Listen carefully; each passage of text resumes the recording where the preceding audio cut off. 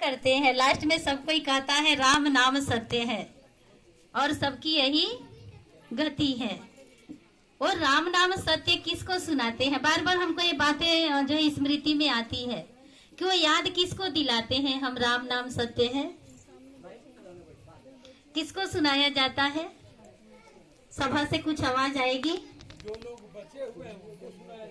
जो लोग बचे हैं उसको सुनाया जाता है। बहुत अच्छा, लेकिन वो ध्यान में रखने की बात है ना, राम नाम सत्य है और सबकी यही गति है।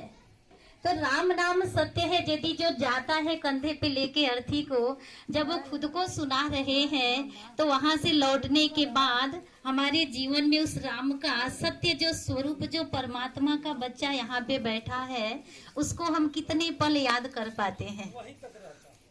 तो शमशानी वैराग्य कहेंगे ना। अब जितना देर तक हम वहाँ 1 घंटा 2 घंटा 4 घंटा रुके, उतना देर तक तो हमें ये बुद्धि में रियलाइज हुआ कि सबकी यही गति है। कितना भी हम विस्तार कर ले, कितना भी धन अर्जित कर ले, कितना भी हम कुछ भी संसार में कर ले, एड़ी से चोटी लगा के हम करते हैं कि ये मेरा है, ये मेरा है, ये मेरा है। लेकिन लास्ट में वो गति बताते हैं कि एक दिन जाके 5 तत्वों की बनी ये पुतला 5 तत्वों में विलीन होना ही होना है। तो अभी समय की पुकार ये है, परम पिता परमात्मा का गॉडली मैसेज है, हम आत्माएं इस वैराग्य को, इस शब्द को अपने जीवन की धारा बना ले। समय की ये पुकार है और बहुत बहुत आवश्यकता भी है। हमारे अंदर जो है दिव्य ऊर्जा है। हम कमजोर नहीं है, हम शक्तिहीन नहीं है, हम गरीब नहीं है।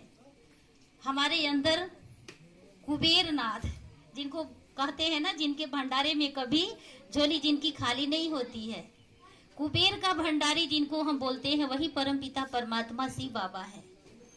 जिनको वैद्यनाथ बोलते हैं, सोमनाथ बोलते हैं, पशुपतिनाथ बोलते हैं, पाप कटेश्वर बोलते हैं, मुक्ति जीवन मुक्ति के दाता बोलते हैं। वो सब कौन है? किनके नाम है? सब हमारे आत्मा का जो पिता है ना, उन्हीं का नाम है। और वो आत्मा, हम ऑलरेडी हम आत्मा है। अब आत्मा कोई देखने की तो चीज है ही नहीं कि दिखा देंगे, लेकिन आत्मा को अनुभव करना है। जैसे ऑक्सीजन के बिना 1 मिनट भी कोई जीवित नहीं रह सकता है। ठीक है, जो प्राणायाम करते हैं उनको आदत लगी है, थोड़ा देर रोक लेते हैं सांस को चढ़ा के, लेकिन किसी को बोला जाए कि आप जो है कम से कम 1 घंटा सांस को रोक के दिखाइए तो असंभव लगता है। कितने बार सांस आ रही है, जा रही है, ऑक्सीजन आ रहा है, दिखाई तो नहीं दे रहा है, लेकिन जीवन का आधार वही है। सेम यही कंडीशन है परमपिता परमात्मा की। हमारे जीवन में क्या महत्व है, हम उस ऑक्सीजन के रीति से समझ सकते हैं। और परमपिता परमात्मा को देखने का बहुत सारी आत्माओं का कंप्लेन आता है, जिद भी रहता है कि आप लोगों ने तो अपना जीवन भगवान को दे दिया, आगे पीछे कुछ नहीं सोचा, कोई आपके आगे पीछे सहारा नहीं दिखाई दे रहा है। ये जितनी भी हमारी दीदियां बैठी हैं, इन दीदियों के आगे पीछे कोई देहधारी सपोर्टर नहीं है। वो सत्ता पीछे पड़ा है, वो सत्ता इनकी बागडोर संभाला है, जिनको ये संसार जो है नहीं देख सकता। इस संसार के लोग देख भी सकते हैं और नहीं भी देख रहे हैं, इसमें भी मतभेद है। अब हम भी तो इसी संसार से है ना, हम आत्माएं हैं। अब दीदियां भी तो इसी संसार से है, तो इन्होंने कैसे देखा जो अपना जीवन ही कुर्बान कर दी, जीवन साथी बना लिया उस परम सत्ता को जो दिखाई नहीं देता है। ये भी तो विचार करने की बात है। तो परम पिता परमात्मा को देखने के लिए हमें इस दृष्टि की आवश्यकता नहीं है।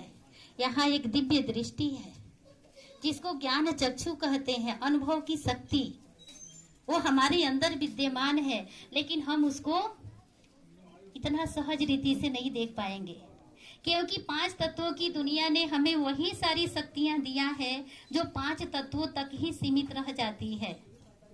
ये शरीर क्या है? 5 तत्वों से बनी हुई एक पुतला है। पता सबको होगा, क्षितिजल पावक गगन समीरा, 5 तत्व से बना शरीरा। यहीं पे आके मिला और यहीं पे हमें छोड़ भी देना है। लेकिन आया कौन? अब आया कौन जो इस शरीर को धारण किया, और फिर यहाँ से गया कौन जो शरीर को छोड़ दिया? इसी गोलमाल में हम लोग फंसे रहते हैं आजीवन। हमारे अंदर इतनी पावरफुल एनर्जी है, इतनी ताकतवर एनर्जी है, जिसको भगवान कहते हैं तुम अजर अमर अविनाशी सत्ता हो, इमार्टल हो। तुझे कोई संसार की ऐसा शस्त्र नहीं बना है इस धरा पे जो तेरा क्षति कर दे। कोई हमारा कुछ नहीं बिगाड़ सकता। हम ऐसे पावरफुल हस्ती हैं।